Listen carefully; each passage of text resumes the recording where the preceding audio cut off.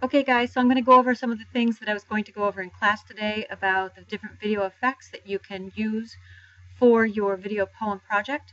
As you can see, I have Premiere set up here, and I have 4 clips that should look familiar to you stacked on top of each other. Mr. and Mrs. Duck, and if I can toggle this eye, I can turn that one off.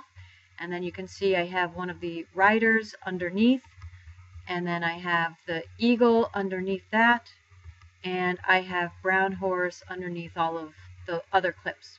So I'll put those guys back onto visibility. So that is just simply importing my media from over here and then clicking and dragging them over into their own individual tracks. And now once I've done that, I'm going to select my top track and go up here to the effects control. And if you don't see effects control, you can go under window and choose effects control. So I'm up here in effects control, and I'm going to be working on Mr. and Mrs. Duck. That's the track that is active. And I want to open up the motion effect. So I open that up by clicking on the little triangle. And the first thing I want to do is adjust the scale. So I'm going to go over that slider and drag that down. And I'll make that a little bit smaller. And I want to adjust the position. I can do it in the same way by going over my sliders, or I can go into the clip and double click it, and now I can click and drag it and put it wherever I want. Okay, so that one is done. I'm going to click on my next clip, and same thing, go up to motion and scale it down, make it smaller, double click it, and move it over into another spot. So you are not required to do your video poem project like this. It could have only 2 screens, it could have 4, it could have 6, as many as you want. I just wanted to put together a demo of what it would look like, or just how you can review making clips smaller, moving them, adding effects, so on and so forth. So again, you're not required to use all of these things, but I just want to have it there in case you want them. So the eagle is actually already kind of small, but I'm still going to make it a bit smaller, and then double click it over here and move it out. And same thing with the brown horse. Open that up and scale it.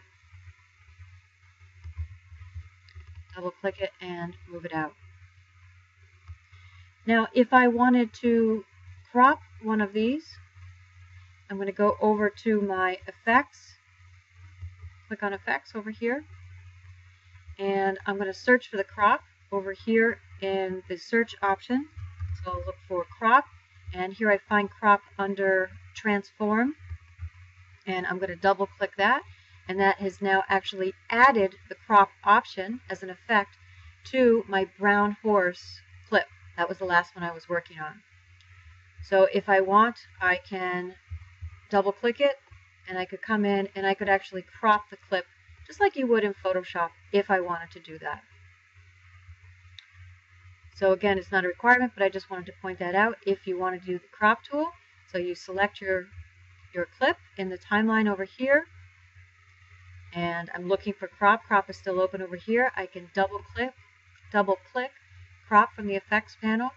It adds it to the list of the effects I'm working on for that particular clip. This is Eagle Fly. And now I can, if I select crop, I can go over here and I can just physically do it. Just clicking and dragging those in just like you would in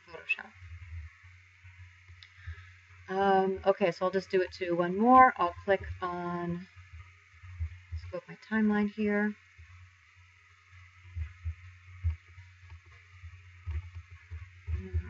My window is too small because I'm doing this from a laptop. Clicking on, which one am I on? Riders around the corner. Again, I'll add the crop and click on crop over here. And now that makes it active over here. Okay. All right, so that is reducing them in scale and moving them and then cropping them if wanted. All right, the next thing that I'm going to cover is what if I want to have something smaller and then get larger over time. So I'm going to go back to my editing panels over here. So just switching things back, just switching up the panels that I have. And I'm going to take one of my clips and drag it out onto my timeline, and I'm going to work with this one. So this clip starts out and it's the full size, and what I want is for it to be smaller and then get it to be larger. So I have this one selected, And I can go up here to my effects control panel. And what I'm going to do here is I'm going to open this up.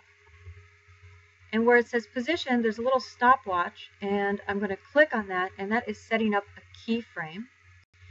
And the keyframe is going to lock in the new position that I want. Actually, I'm going to do this for position and scale. So come down to scale. Let's move this over here. Come down to scale, click on scale. So forget the position part. Sorry, I'm just going to do this with scale. So I've clicked on the stopwatch. Clicked on the stopwatch, and now I'm going to change the scale here. Make it small. And now I'm going to move down the timeline. So notice in my effects control, I have a separate timeline over here. I'm going to move down the timeline over here. And I'm going to add another keyframe over here by clicking on the keyframe icon right over here in the middle. And this is a holder keyframe. So from my first keyframe, which is right over here in the beginning, I've made my scale 20%. Through to this next keyframe, it's at 20%. But now I'm going to go all the way to the end, and I'm going to add another keyframe, and I'm going to bring my clip back up to its full size. Now I could do that over here by just scaling it back to 100, but that's also what this icon is for, is just reset things back to their normal parameters. So now if I scroll through, you'll see, starting from my first keyframe, it is small, to my holder keyframe, and then from my holder keyframe to my last one, it gets to be larger in size. Now I could do the same thing with my position. If I wanted to position it in a different spot, I'm going to go back over and click on position, and let's move it over. I'm going to move it over to the left, and then move down my timeline, and I'll put a keyframe that kind of lines up with my other keyframe, and that's just going to hold that position. So from the first keyframe to the next one, it's staying over there, and I'm going to go over to the end and add another keyframe, and that's where I'm going to put the position back to reset the parameter. So now when I scroll through, and I'll just put my mouse back down here and we'll watch it in the monitor, it starts at small, then it gets larger and moves back over into the center.